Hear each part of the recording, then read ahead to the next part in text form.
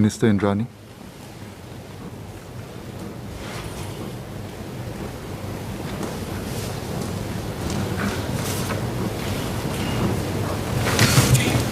Mr. Chairman, let me speak today about reimagining Singapore together. We'll start with when we were a backwater, becoming a global city. Singapore is one of the most livable cities in the world today, ranking first in Asia under Mercer's annual Quality of Living survey and ahead of cities like London and New York.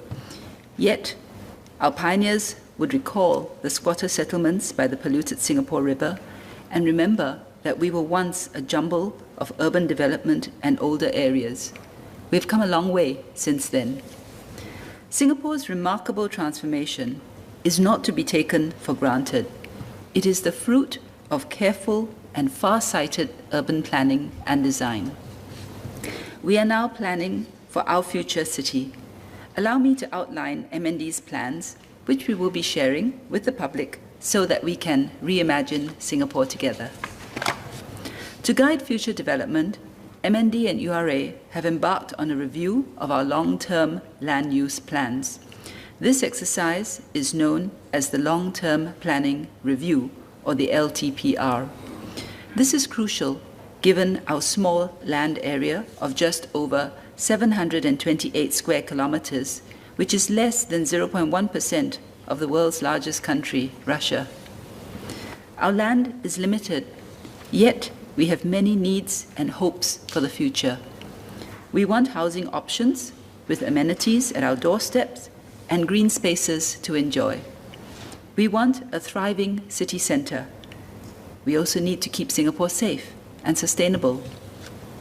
Long-term planning is key to achieving these objectives and providing a high-quality living environment for Singaporeans.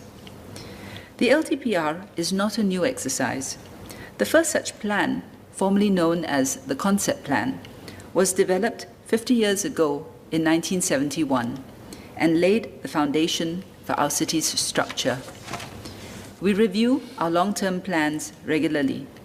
The last major review was conducted in 2011. With changing needs and emerging trends, it is timely to refresh these plans. My colleagues at URA and MND face very different circumstances from our pioneer city planners. For a start, as more of Singapore's land is built up, we must plan not only for development, but also for redevelopment.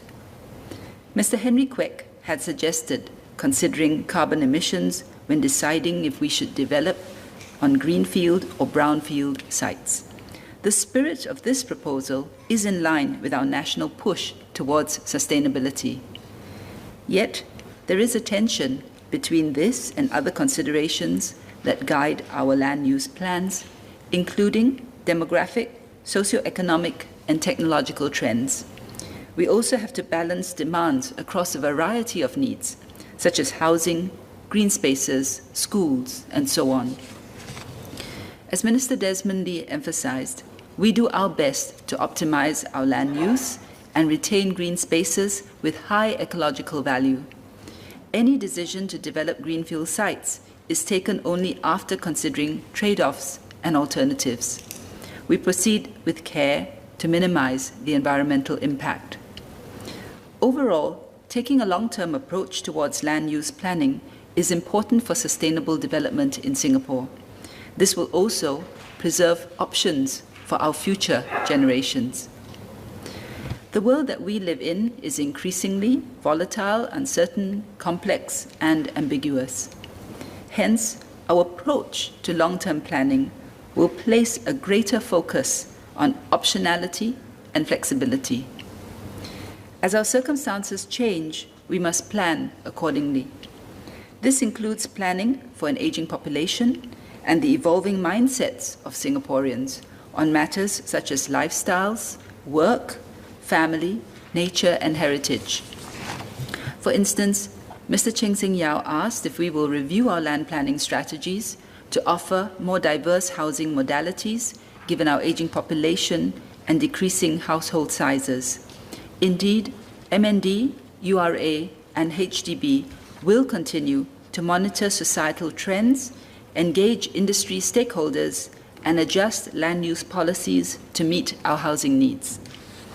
Mr. Chong Ki-hyung had also suggested to allow more market flexibility in our zoning policies.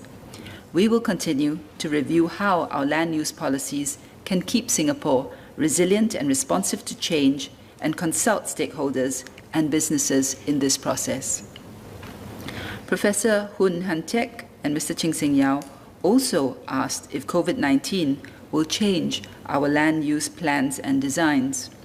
Certainly it will. We recognize that it has impacted the way that we live, work, and play. It has also accelerated trends. Today, many of us order food and attend meetings with a click of a button, much more so than before COVID hit us last year.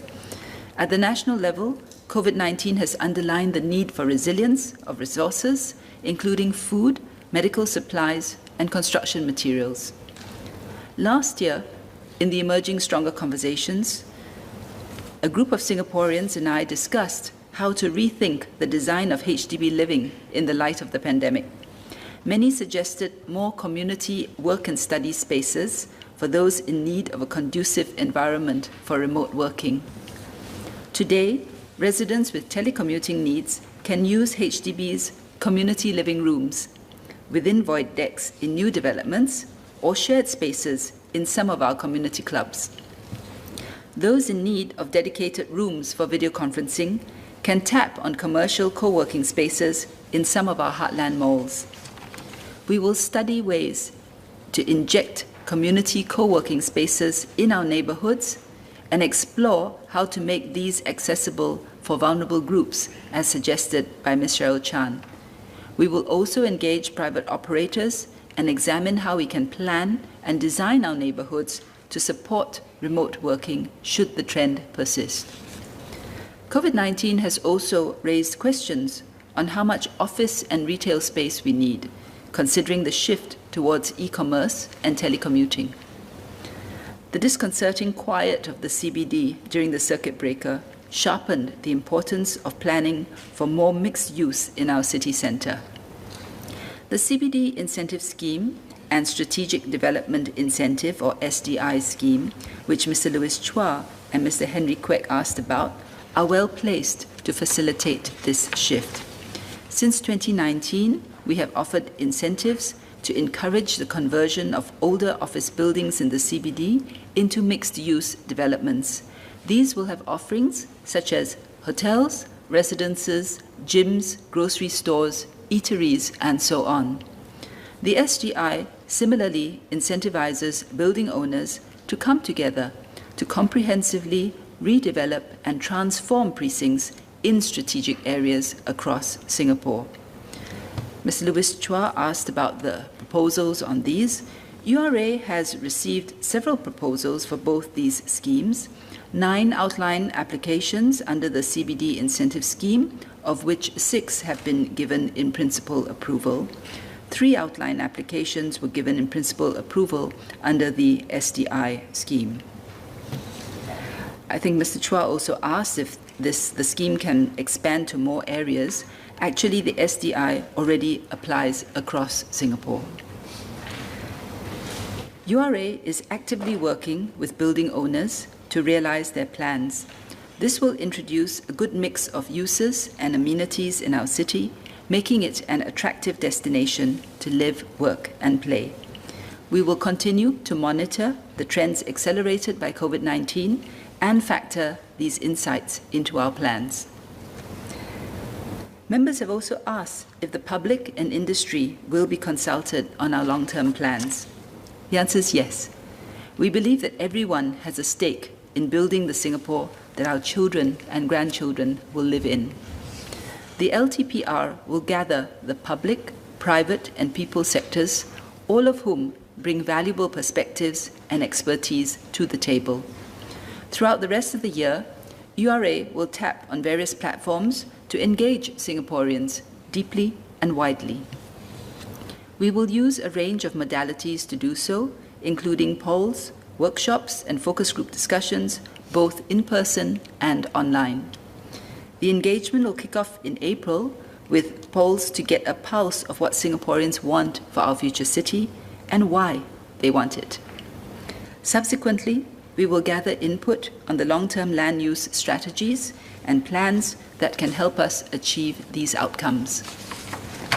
Given our limited land, difficult conversations on weighing the potential trade-offs and coming to the right balance on land use decisions will come up. We will not shy away from these conversations. We welcome a diversity of views. We also look forward to ideas on how to shape our major long-term strategic redevelopment areas. These include the relocation of the Paya Lebar Air Base and the redevelopment of the Greater Southern Waterfront after the port's move to Tuas. At URA's Runway for Your Imagination competition last year, we received many creative proposals on how to repurpose the former Paya Lebar Airport. A winning entry envisioned housing an agricultural park at the former runway, supplying fresh produce for the community. Green corridors would run through the town, allowing residents to enjoy nature at their doorstep. This was a refreshing vision of a residential town that responded to the global challenges of food, resiliency, and ecological sustainability. Such insights from academia, professional bodies, and the public can help us formulate better long-term plans and strategies for Singapore. As we gather feedback, debate through options, and listen to one another in the coming months, I'm confident that we will build consensus on the way forward. I invite all Singaporeans to spread the word and join us in this process. As we reimagine Singapore, we also want to partner Singaporeans in action. I'm heartened by the energy of the Alliances for Actions, or AFAs, launched by the Emerging Stronger Task Force last year, which some colleagues have already spoken about. These collaborations allow industry and community to partner the government to ideate and implement solutions together. To accelerate digitalization efforts in the built environment sector, we formed the Digitalizing Built Environment AFA in June last year. The AFA drives the adoption of digital platforms based on industry-wide common data environment data standards. Close to 300 firms have stepped forward. We hope that more will embrace the collaborative potential of digitalization across the built environment value chain. We will also expand our partnership platforms. This includes the Pilot Business Improvement District, or BID, program, in which businesses and stakeholders work with URA to develop and implement business plans that will enhance the vibrancy of our neighborhoods. In the thick of the pandemic last year, the Tanjong Pagar stakeholders rallied together to roll out a joint F&B delivery promotion to boost business amid restrictions. We are also thankful for our Friends of the Park communities, where Singaporeans from all walks of life have stepped forward to promote the active and responsible use of our green spaces.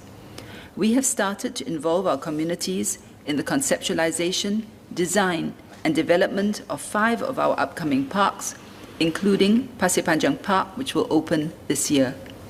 We will continue to work with you to create better parks for everyone to enjoy. Next, building a city of tomorrow through innovation and technology. Our physical resources may be limited, but innovation and technology offer opportunities to overcome this. Minister Desmond had earlier spoken about MND's Cities of Tomorrow R&D program. These research efforts will allow us to tap on innovations in science and technology to transform urban living in Singapore. One of these is the creation of noise-cancelling windows. We're all familiar with noise feedback from residents living near roads and expressways. So one solution, of course, is to create thicker windows to block the noise, but keeping windows closed may lose us the benefit of natural ventilation. The NTU team working on this project will actually be using noise to cancel out noise. So to do so, the windows will generate sounds of a similar amplitude but of opposite waves. A simple law of physics, I'm told, but no, I'm not a physicist. There are many more such prototypes in the works, a testament to the ingenuity of our fellow Singaporeans. We will scale up prototypes that prove to be effective. For example, in Punggol North Shore, HDB's very first smart and sustainable district, we will get a glimpse of the neighborhoods of the future. Think sensor-controlled smart lighting in common areas, smart sockets, and a smart distribution board in homes to help residents monitor energy consumption. Residents will also enjoy a seamless parking experience with barrier-free entry and exit. These cutting-edge urban solutions will allow for comfortable living environment even as we intensify our land use and establish Singapore as a highly livable city. Let me conclude by bringing us back to why we plan for the long term and why we are inviting everyone along on this journey. At the heart of our plans are our people. The landscapes and buildings we create are to support the individual and collective dreams of Singaporeans, both present and future. The exciting thing about infrastructure and land use planning is that our plans will come to fruition in very tangible ways. The historic districts of Chinatown, Kampong Glam, and the Singapore River are legacies of the 1822 Jackson Plan. The 1971 Concept Plan laid the blueprint for Changi Airport and our system of expressways and MRT lines, which we enjoy today. The 1991 Concept Plan birthed the idea of connecting parks, green spaces, and waterways through a network. So what imprint would this edition of the long-term planning review leave behind? As we look to the transformation of Singapore within a generation, may it give us confidence that we have the ability, the will, and the imagination to plan and build our future city together. Thank you.